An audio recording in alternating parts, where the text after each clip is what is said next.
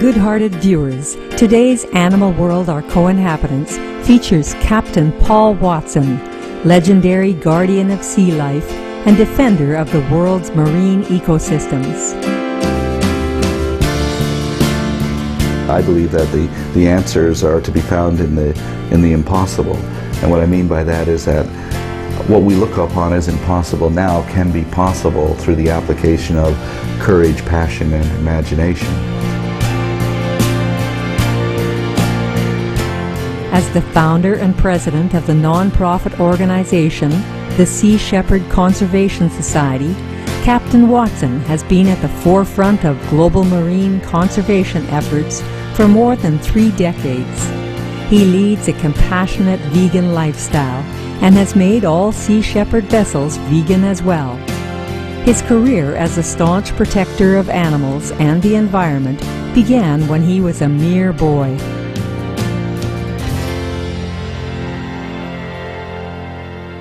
When I was 11, I used to swim with these beavers in the beaver ponds, and then the next year they were gone. And when I began to ask questions, I found out that trappers had taken them all during the wintertime. So I became very angry about that and began to walk the trap lines in the winter and find the beavers and other animals and release them, and then I destroyed the traps. Then I got involved with those kind of animal rescue missions. Now when Greenpeace formed, it was formed as a group called the Don't Make a Wave Committee, and it was in response to nuclear testing by the Atomic Energy Corporation of the United States, where they were detonating a 5-megaton bomb under Amchitka Island and up in the Alaskan Aleutians. And a previous test had killed about 1,000 sea otters and seals around the island because of the shock wave.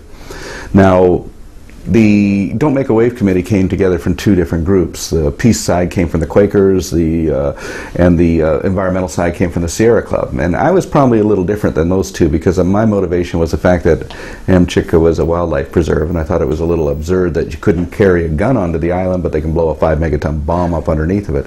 So that was my reason for getting involved. Now, in 1974, I helped Bob Hunter to move Greenpeace away from just nuclear testing to try and protect the whales, and then I got them involved with protecting seals on the East Coast.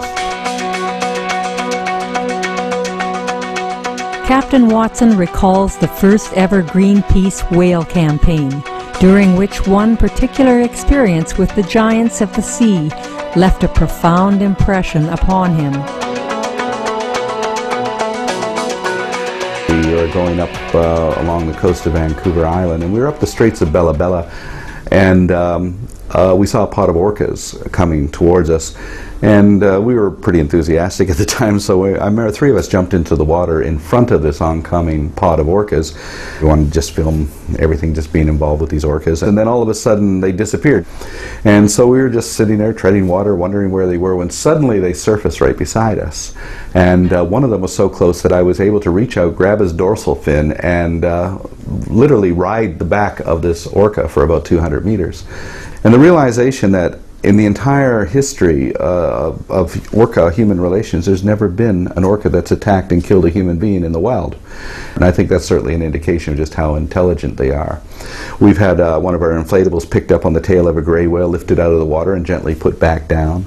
Swimming with humpback, they'll come at you and they'll just raise their fin and right over your head and come down the other side. They could easily bump into you. They could easily injure you, not even meaning to, but they're very gentle. And they're very sensitive creatures, and I personally think they're the most intelligent life forms on the planet. The incredible tenderness displayed by the orcas starkly contrasts with the unconscionable behavior of the ruthless whalers. A defining moment that spurred Captain Watson on his path came after witnessing the harpooning of whales in June 1975. I was just thinking, why are we killing these whales? You don't eat whales. Sperm whales are used for sperm oils. And one of the things that they were utilizing it for was the development and manufacture of intercontinental ballistic missiles. So I said, here we are destroying this incredibly beautiful, socially complex, intelligent creature for the purpose of making a weapon meant for the mass extermination of human beings. And that's when it just struck me, we must be insane. And so from that moment on, I decided that I would do what I do for whales and other creatures of the oceans, the sharks, the turtles, the fish. In 1977, Captain Watson founded the Sea Shepherd Conservation Society to investigate, document, and enforce laws protecting marine wildlife when illegal conduct is observed at sea. The organization's valorous efforts to halt whaling are known globally, and the group's activities are the subject of a highly popular reality television series called Whale Wars that premiered in 2008 on the Animal Planet television channel. Our approach has always been not appeal to them morally or ethically, because I don't think that people who are plundering our oceans really care, but to appeal to them economically. And right from the beginning with the Japanese whaling fleet, our objective was to sink the whaling fleet economically, to bankrupt them. And after 7 voyages, I think we've managed to do that. And we've done that by making sure they don't get those kill quotas.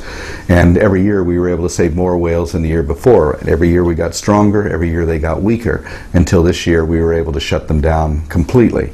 They just get onto their stern slipway of their factory ship and stay there. And if they can't load whales, they can't kill whales.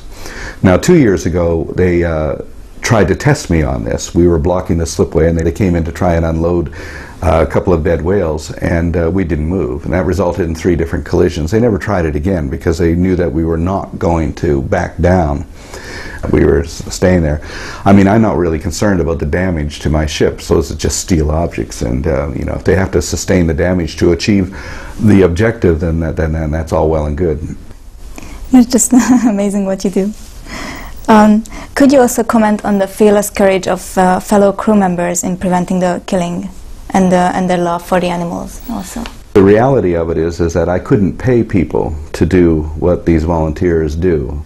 That kind of courage, that kind of passion can only come from a volunteer base. And that's what makes the difference. Sea Shepherd wouldn't be able to accomplish anything if it wasn't for the passion and courage of all of our crew members. We've had over 5,000 people crew on our ships over the years. In this last campaign it was 88 crew on 3 different vessels, and that was from 23 different nations. And so that is the backbone of this organization, is the volunteer crew.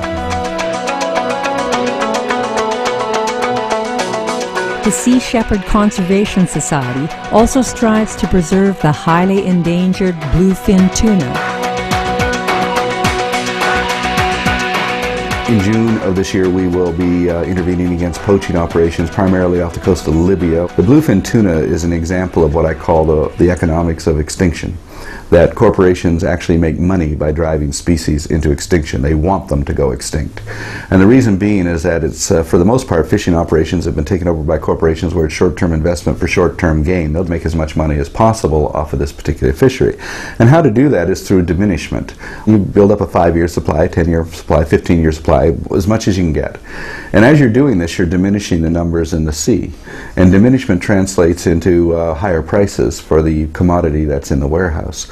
A bluefin tuna, one fish right now is worth $75,000 on average. So this kind of investment in extinction is what's causing a lot of our problems. In March 2011, Sea Shepherd signed a memorandum of agreement with the Pacific Island nation of Palau to safeguard sharks that inhabit a marine protected area from fishermen. We signed an agreement with the President of the Republic of Palau to control poaching in Palau waters, and we're preparing to send our ship there. But another factor is entered into that. Japan sent a delegation to Palau. They're offering to provide Palau with a patrol boat and the funds to run it, which, as far as I'm concerned, is fine. We will gladly withdraw if Japan makes good on that promise. We'll see how they do, because what that'll mean is that we can now go to the Cook Islands or Vanuatu or Tahiti and make the same offer, and if we can motivate Japan into providing patrol boats to all these countries, then I think we'll achieve something very significant here.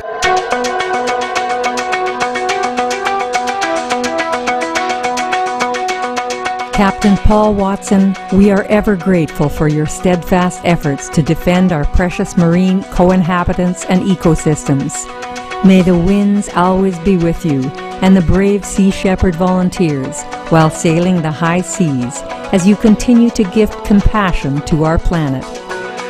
For more details on the Sea Shepherd Conservation Society, please visit www.seashepherd.org. Please join us again tomorrow on Animal World, Our Co-Inhabitants for the conclusion of our interview with the intrepid Captain Paul Watson.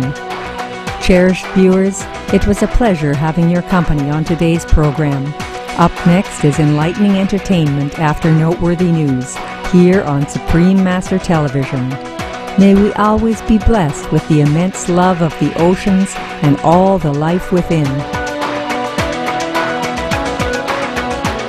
For more details, please visit www.suprememastertv.com/AW.